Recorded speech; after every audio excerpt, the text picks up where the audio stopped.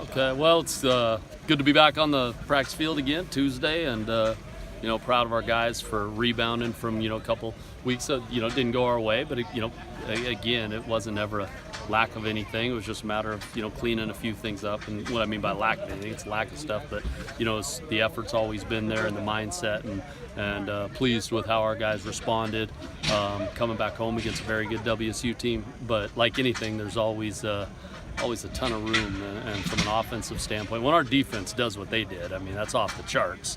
You can tell that as an offense, we still, in my opinion, left some things on the table, both in the running game, passing game. There were even more opportunities. So we have to understand that, take advantage of a few more of those opportunities, especially in the first 2.5 quarters that provided itself. But we did improve in a lot of things, in terms of red zone and third down, and so I was proud of us taking a step forward that way, and 0 turnovers will, give you a chance in any ball game. Vic said that really it was getting into rhythm, and that was the biggest difference for him in terms of the run game. Was it really that simple, or what did you see? Yeah, there's no question that whenever you can get into a rhythm and get some early first downs on a drive, that allows you to play with a little more tempo, and we were definitely playing with more tempo than we had played for a couple weeks. But like I told the guys, tempo doesn't exist until you get that first down. There's no such thing as tempo. So you have to be able to get that drive going and have to get going, early in it, and then it gives you a chance to get into a rhythm and tempo. But there were definitely things that we did better that way.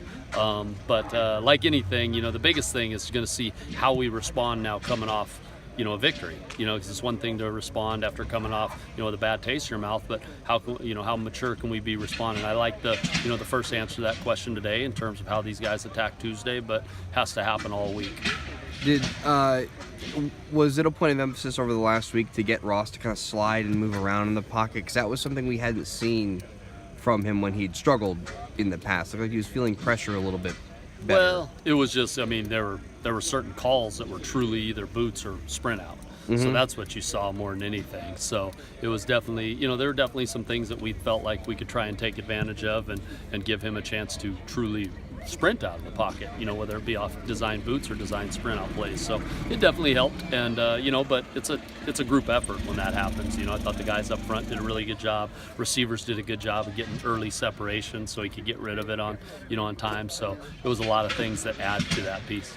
Is he starting to kind of get a better sense in the pocket when he can kind of step up and move side to side to avoid and sort of keep the ball but not get sacked? Is he improving on that as the season goes on? Yeah, I believe he is. I know there's always, certain games or moments where we all take step backs at times, and then we just got to take 2 more steps forward. But there definitely is you can see it in terms of where he was, from spring to fall camp to early in the year. No question. He's continuing to get, and that comes with reps. He's still new as a starter in college football, in terms of how many games he's played, and every game gives him a chance to, improve on, those little things like you're talking about. You guys used the tight end a lot more last Friday. Was there a concerted effort to get Gavin and Kyle Wells more involved? Yeah, there was just certain packages that we thought could help us, against WSU, and certain things involved maybe being a little heavier with, tight end bodies in terms of that. So it's all kind of, just you get a feel during the game, you get a feel going into the week, what gives you the best chance to get in rhythm and move the ball. So, but yeah, there's no question. Gavin had a few more catches. He's had a few in other games, and obviously Kyle with a big one at the end. And a guy like that deserves it, man. He grinds, he battles all the time, and with he's basically a glorified O-lineman with an eligible number. So occasionally when you get that catch, it's nice, and he's the type of young man that's earned it. So is that something you want to do, kind of reward him down there at the goal line? No, I just wanted to score. To be honest with you, it had nothing to do with reward. No, Kyle Wells. It's fun when he's on the end of it, because he's a guy who puts in so much into it. He's the type of guy that you love to see make a play like that. But no, that's just I don't care who scores. That's just we need to score and find a way to take a 2-score lead going into half. Yeah, how happy were you to get that kind of 4th time out there with the protesters sitting down? Yeah, that wasn't bad. I guess, things happen, so yeah, we'll take it. Speaking of rewarding, we saw Malik got the offensive player. That's got to be one of the first offensive players of the week for any team national conference that didn't touch the ball. Didn't have a stat. Yeah. It's all based on, what he's doing contributing, how he grades out, what he's doing to contribute to a run game, especially in that second half.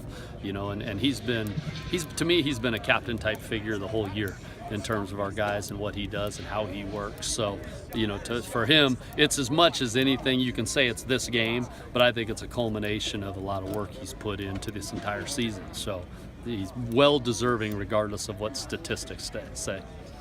I was going to ask a little bit about Vic, and if you see the rest of the team kind of feeding off when he runs the way he did on Friday. Yeah, I mean, there's definitely. I mean, it was good to see us, especially late in the game. I think we were 5.4 a carry in the second half, which it's a big deal. When you gain a lead, what can you do to run the ball and to eat up some clock in the second half, but still can make again. Contribute to first downs, and it's a tire effort. So it's I think they get excited. Yeah, there's no question. Like when Vic runs a guy over for a touchdown, that gets you excited. It's a safety right there. But there were a lot of great blocks in front of him to get him one-on-one with a safety. So it's an effort by the guys up front. Obviously the O-line, the tight ends, receivers blocking downfield.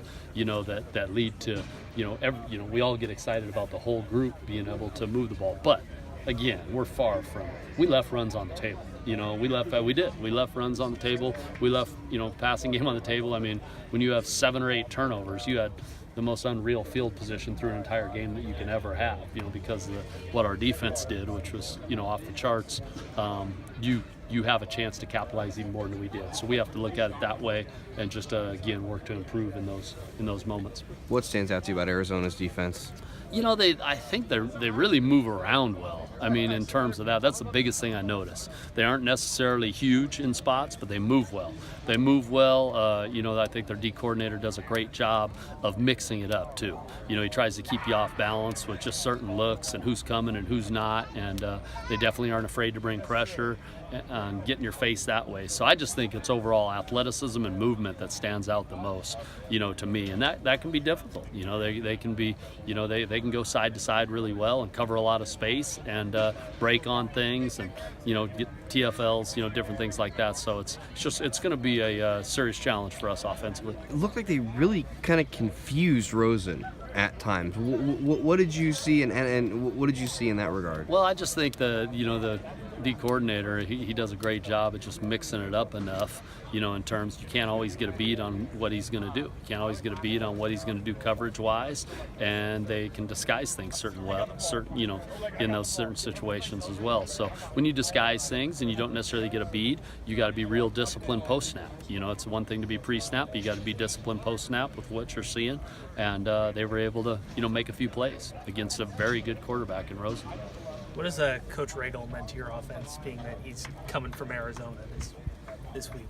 Oh yeah, there's definitely little tidbits and little insight, but he's meant more to our offense regardless of playing Arizona. I mean, he just meant a ton to our offense because he's a great coach and he does a great job. So as far as the Arizona piece, yeah, there's little tidbits and little pieces that you definitely can gain. When did you first become aware of him? We're talking with Rich Rodriguez, talking with Coach Wilcox. Yeah, we knew him as a high school coach. When did you first meet him? When y'all got here? Or? I did. I knew who he was, but I hadn't met him. Some of my other staff members had met him at a convention, before and talked about him and said great things. And he knew Coach Choate and I know Coach Choate up at Montana State, was formerly at UW as well. So I knew it was like same deal with a few of these guys where I knew of them. But we hadn't, met. But yeah, we first talked on the phone there, right before he got here, and it was great, and we're lucky to have him. So it was definitely a no-brainer for us. How important has he been in reintegrating a position that had not been on this team in 4 years? Oh, he's been fantastic. I mean, he's got experience, do it. He brings passion. He focuses on. I mean, I'm learning a lot from him. When I talk to him about the littlest things, because he's been coaching that position, and so I'll pick up a lot of little things that he teaches them in terms of their steps and their leverage and their hand placement and everything that way. So it's been huge in terms of, and you're seeing production out of Malik. You're seeing a guy like Kyle Wells find himself into the role. You're seeing a freshman in Gavin making plays. That's not just by accident. So he's doing a great job with that group.